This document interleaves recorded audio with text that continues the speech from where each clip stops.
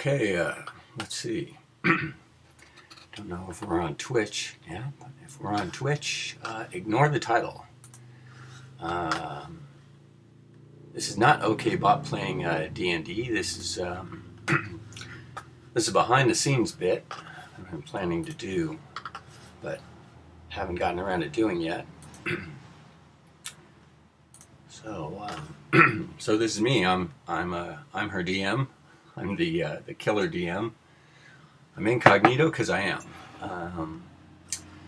Let's see. On the screen over there, you see Barbar's. Pardon me. Don't even know how good the audio is coming in, but you see Barbar's character sheet there. I wanted to talk about her and the adventure a little bit that she's been going through, and the challenges that you may have seen on the last couple of episodes. As of the last stream, the player was just about freaking the hell out. Sort of trapped in Barovia, a land you might be familiar with if you've been playing through Curse of Strahd or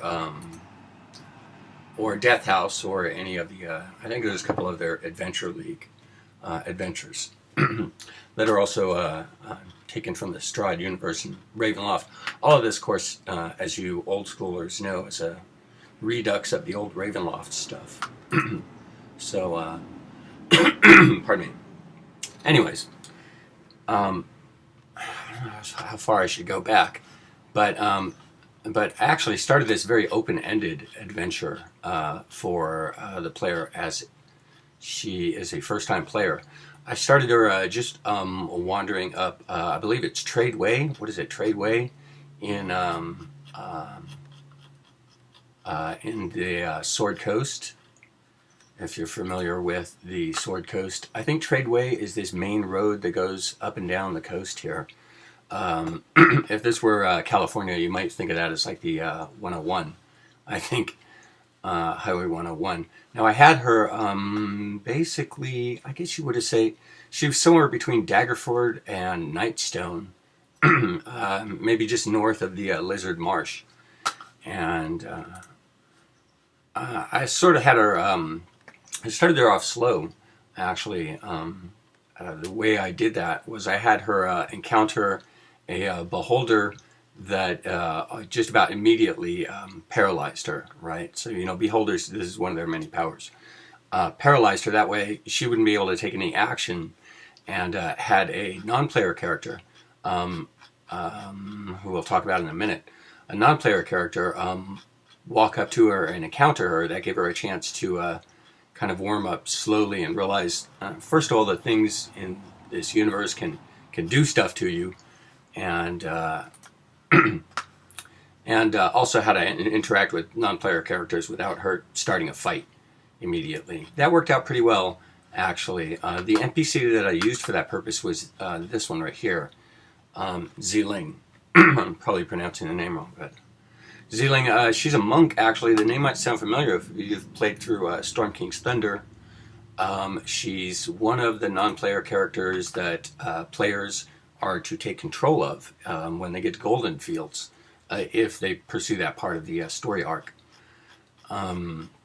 So my plan was, you might be thinking, oh, why the hell did I do that? Well, my plan was that I could sort of foreshadow Ziling and the Storm King's Thunder storyline, and because I already read up about Storm King's Thunder, I thought this might be a good one to lead the player through. So I was sort of long-term story arc planning to lead into Storm King's Thunder.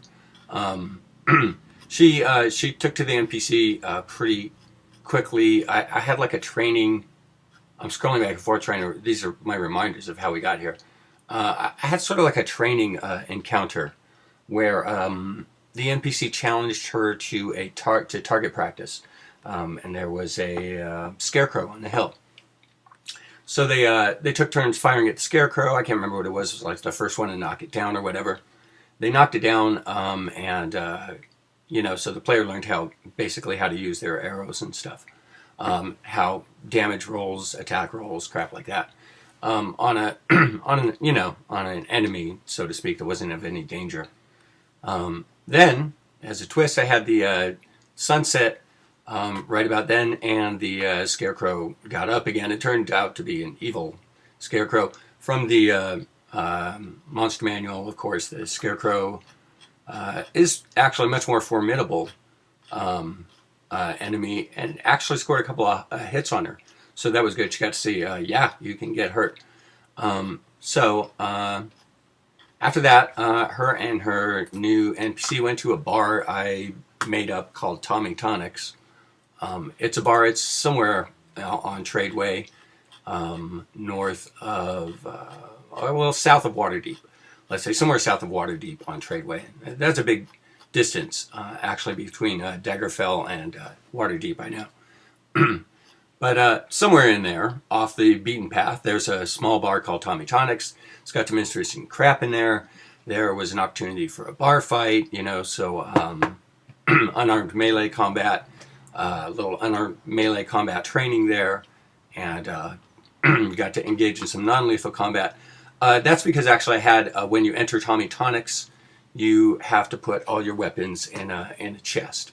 So there's no weapons allowed in Tommy Tonics. The character's a rogue, as we can see from the, oops, oh, I got it right. From the character sheet, this gave her a chance to try to stealth away a knife in her boot. She rolled successfully on that. She stealthed it away, which was pretty cool. So I thought this gave her an opportunity to decide whether or not to use it during the fight, but she wisely did not. And just engaged in unarmed melee combat in the bar, which was eventually easily resolved in an amenable, sort of friendly manner. However, I had her get caught. When she left the bar, there was magical alarm. They left the bar at night. Actually, the NPCs she met there were sufficiently trusted that she could. They let them close up the bar. Sorry, real life distraction here. One moment.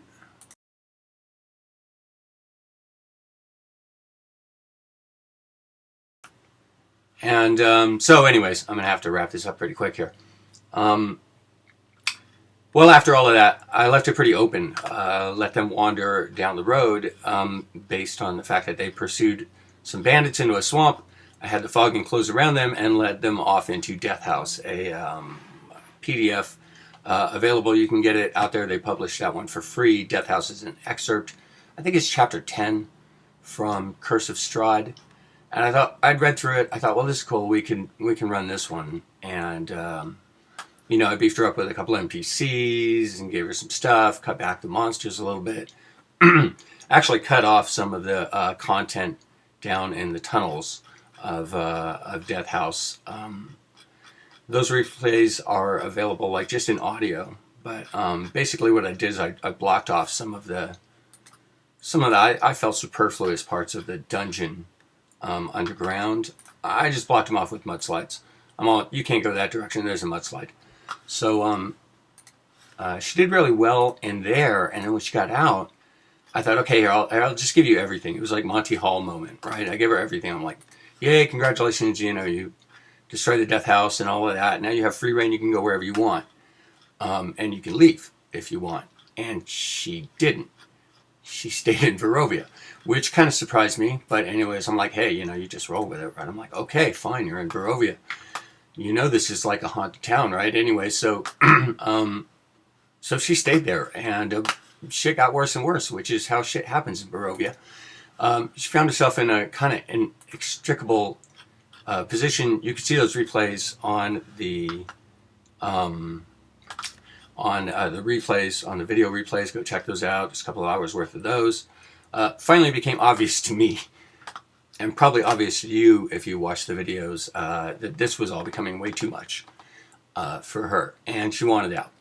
So Sally Greenteeth to the rescue, so to speak. Sally Greenteeth is a great, really just awesome NPC. You should find her. She's in the Curse of Strahd book, and mentioned in some of the appendices too. I just thought she was awesome. She has this D20 table that the players have to roll on. Well, actually, I think the book doesn't specify. I think they suggest that the DM rolls on it, but I thought it was more fun if the player rolled on it. So I had Greenteeth actually give the player a dice, out of her own inventory, out of the witch's inventory, and roll the dice for what the favor would be. And it was gobs of fun. It was nice. There was sort of comic relief, which was good after a lot of murder and mayhem leading up to that. Sally Greenteeth has arranged for her to escape with some Vistani. Interestingly, so I went back and I did some research, and there was an old original module that was published with the original Ravenloft materials called Carnival, and it's part of the Ravenloft lore and all of that. So, and it's really cool. They're like this traveling carnival. They don't say that they are Vistani. They are, the nomadic peoples that wander up and down and pass through Ravenloft occasionally. Some of the weird, unusual outside people that are allowed to pass through Ravenloft whenever. Anyways, so I read through this book. It's pretty cool. There's some of the materials and the reviews I got out there about it. You can check it out on rpg.net. There's some, really pretty much everything you need if you want to cop from it is available out there. So that's what's going to happen. I'm going to use some of the content from Carnival. There's some great ideas in there and stuff. I'm mostly just going to cop most of it, and that will be their option to escape. So, anyways, I said I was going to talk some meta about this, but I didn't really. One thing is, on review, I think I kind of come off as a killer DM, and it's not my intent to be a killer DM. And one of the things is, the player's kind of new. It's very new. Although, actually, always with about 6 hours in, I would expect a player to know that there are consequences to actions. And for example, this whole thing with the dragging the bodies through town, there's a whole village of people watching this.